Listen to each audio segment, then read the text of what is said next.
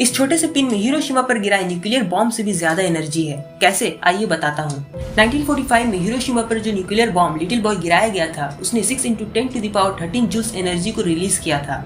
अब अगर हम एल्बर्ट आइंस्टाइन की इस फॉर्मूला को देखें तो ये फॉर्मूला हमें बताता है कि मास भी एनर्जी का ही एक रूप है। और अगर हम किसी 1 ग्राम के पिन के मास को इस फॉर्मूला में m की जगह रखें और कैलकुलेट करें तो एनर्जी निकलेगी 9 × 10⁻13 जूल्स, जो कि हिरोशिमा पर गिराए न्यूक्लियर बॉम्ब से भी ज्यादा है। हिरोशिमा पर गिराए न्यूक्लियर बॉम्ब में 64 kg यूरेनियम 235 का इस्तेमाल किया गया था, लेकिन सिर्फ 0.6 ग्राम ही प्योर एनर्जी में कन्वर्ट हो पाया था। लेकिन मास में इतनी एनर्जी आती कहाँ से है? दरअसल मास खुद ही एनर्जी का एक बहुत ही कंडेंस्ड फॉर्म है। ये आइडिया दिया था एल्बर्ट आइंस्टाइन ने अपने इस फॉर्मूला के थ्रू। दरअसल एटम्स बने होते हैं इलेक्ट्रॉन, प्रोटॉन और न्यूट्रॉन से। ये इलेक्ट्रॉन प्रोटॉन बने होते हैं क्वार्क्स से, और क्वार्क्स आपस में काफी ताकतवर स्ट्रॉन्ग न्यूक्लियर फोर्सेस से बंधे होते हैं, और इन्हें आपस में बांधे रखने में जो बाइंडिंग एनर्जी लगती है वही सिस्टम के मास का हिस्सा बन जाती है। दूसरे शब्दों में मास एनर्जी का ही एक बहुत ही कॉम्पैक्ट और स्टेबल फॉर्म है। नॉर्मल मैटर के अंदर जो मास है उसका ज्यादातर हिस्सा क्वार्क्स के मास से नहीं बल्कि इन्हें जोड़े रखने वाले स्ट्रॉन्ग न्यूक्लियर फोर्सेस की एनर्जी से आती है। पूरे ब्रह्मांड के नॉर्मल मैटर के मास का लगभग 90 से 95% हिस्सा